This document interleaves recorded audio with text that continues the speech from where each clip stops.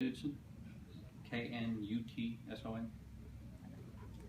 And detective, right? Detective. Okay. In the burglary unit. Hey, Molly, can you stand over here? Stand over here? Sure. It's better in front. Okay. Oh yeah, to where I look. Yeah. Okay, let me give you a little brief synopsis here. This is Detective Bosworth.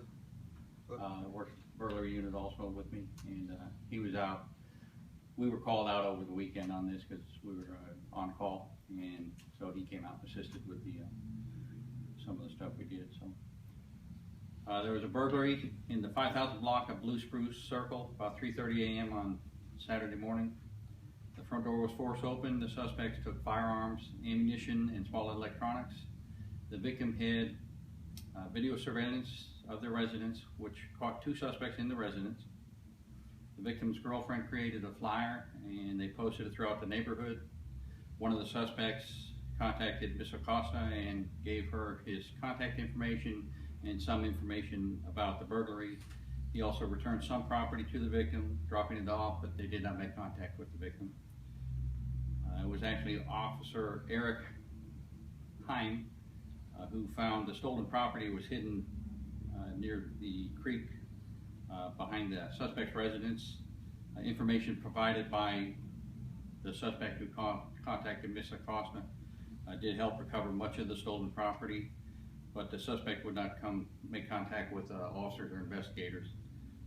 The suspect was fully identified through further investigation, and warrants have been issued for both suspects. Suspects are Dante Stone and Carl Lorenzo Walker.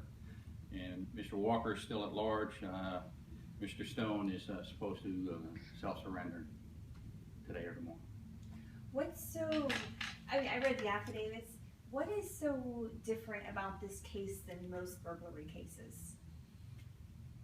Well, part of it is the video was good video, but also the suspect, one of the suspects came forward and responded to the flyer that they had put out.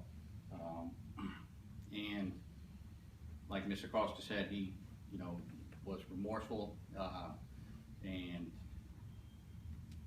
part of that, though, when I look at the case, we've got somebody with clear video. If we didn't have clear video, then this might not have turned out like this. So, but since the person was clearly identified in the video, not only his family, actually, from what I understand, encouraged him to make contact and and help us recover some of the property. So he did give information to help do that. How long have you been with burglary? 5 years.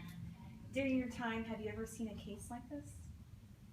Where the suspect will come out and, they were expecting you to get a tip, right, when they put their number out? Right. Not that I recall. We have people, it's kind of like shoplifting sometimes. You get somebody who shoplifts, they get caught, and then all of a sudden they're going to pay.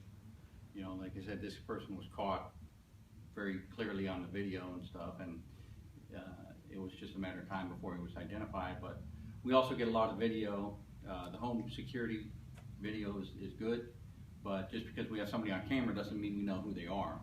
So the victim in this case took a pretty proactive approach. We discussed it so that when they went out and did things, they didn't do anything that was detrimental to the case, really. But then it was, family members who recognized the suspect that encouraged him to, do the right thing. I guess from reading the affidavit, the warrant, there were a lot of weapons in the home they took. Yes. Do you know about how many? A rough estimate? Don't want to say exactly how many. There was a fair number of rifles and pistols that were taken, and the person is a collector. A couple of them are very, I think there was one antique rifle that belonged to his grandfather. There was sentimental value more than actual. So if they ended up in a pawn shop or whatever, they'd be easy to identify? Oh, probably, right. We are still missing a couple of weapons. Not everything was recovered. We're still missing a couple of weapons and a little bit of other property. So we're concerned that with Mr. Walker still not being in custody. We don't know if he's armed or not, but we do know that there are some weapons that are still missing. As a burglary detective, whenever you have a case where weapons were taken from the home, what's the biggest concern there? That they go to the street and they get used in a crime, and sometimes they might get across the border. There's a lot of different things that can happen. Sometimes they'll get disposed of because they'll decide that they don't want to be caught with a weapon, and they might dispose of it, and then it might be in an area where somebody could find it, somebody else or a child could find a weapon. We've had weapons found by children before, by adults in an area where children could find it, and that can be very dangerous. Do you have any advice for people who own guns or any types of rifles in their homes? What should they do in case their home is burglarized and those weapons are taken? Well, make sure that you've got a good inventory of your property, and you can videotape it or however you want to do it to do an inventory. Serial numbers are very good.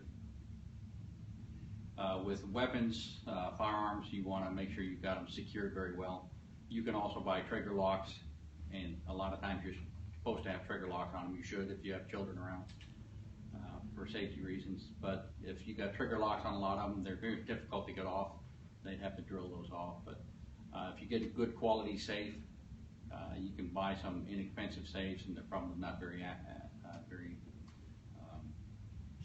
probably wouldn't be very good deterrent in stopping somebody because they can break into them fairly easily. But if you get a good quality safe, and then, part of it is knowing your neighbors too, and just regular crime prevention and knowing your surroundings. The alarm system and security system is very good. We talked about the video, the home surveillance video, and in this case it was very useful. Like I said, there's a lot of cases we have video of people, but we don't necessarily know who they are. But it's kind of hard for the person who gets caught to say, well, that's not me, when we've got them on video once they do get identified. So you've got things like that, valuable property, then you want to go ahead and make sure you've got a good security system, or the video where it goes to your phone and you'll know right away when somebody's in your house. I mean, it just seems like technology, like cameras, are playing a big role in your work now. Yes, a lot of technology is, we've got the younger guys in the unit that are better at the computer stuff than I am, so, and I'll go to them when we have some questions on how to do certain things, and some of these guys, they let them use their expertise and skills in taking care of doing searches or finding things like that through social media, which is not a real big thing in my life. So. And you mentioned about knowing your neighbor and how valuable that is. If I read the affidavit or the warrant correctly, it said that one of the guys lives in the same neighborhood, or both of them live in the same neighborhood, right? So do y'all see that a lot, neighbors robbing neighbors? It happens. It's not real frequent. One of the suspects lives in the neighborhood. The other one, I'm not sure where he lives. But it does happen. A lot of times they don't burglarize in the area where they live, but it just kind of depends on who you are, who you're dealing with. We've got so many different types of burglars out there that take advantage for different reasons. Sometimes they'll know the person that they're victimizing, and sometimes it's a total stranger that they've picked out because of something that they saw, maybe newspapers on the porch or something. They went up and knocked on the door, nobody answered the door, and they think nobody's home. Oh, and that night that this happened, they weren't home, right? The couple wasn't home. Right. Okay. I'm trying to think if there's anything else. So the victim put out flyers? Is that what you said? The victim and his girlfriend put out flyers in the neighborhood. And was the suspect's picture on those flyers? Yes. From the video, she was able to capture a pretty good photograph of the suspect's face and put it out on the flyer, and then they put them out throughout the neighborhood. We had information that the suspect in the video was either frequented the area or lived in the area, so we were investigating that on Saturday, and then she went ahead and put those flyers. They went ahead and put the flyers out later that evening, and then the next day she was contacted. You know, I wonder, how often is it that the burglary victim actually gets their property back, and this soon?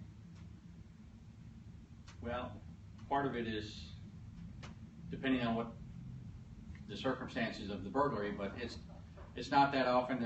We wish it'd be more often, but sometimes we do catch people right after a burglary, and we're able to recover a lot of property from that burglary.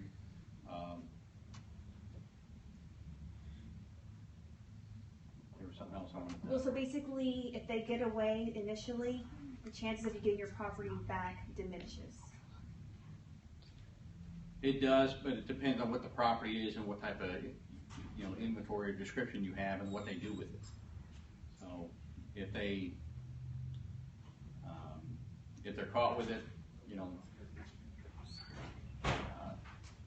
there's a lot of different ways that we can track down, if they've got property or if we suspect somebody. And then if we get enough information, we'll go ahead and do a search warrant to try to find property. And just to understand that, y'all did find some of the property near one of the suspect's homes, but the suspect was not home at the time. Correct.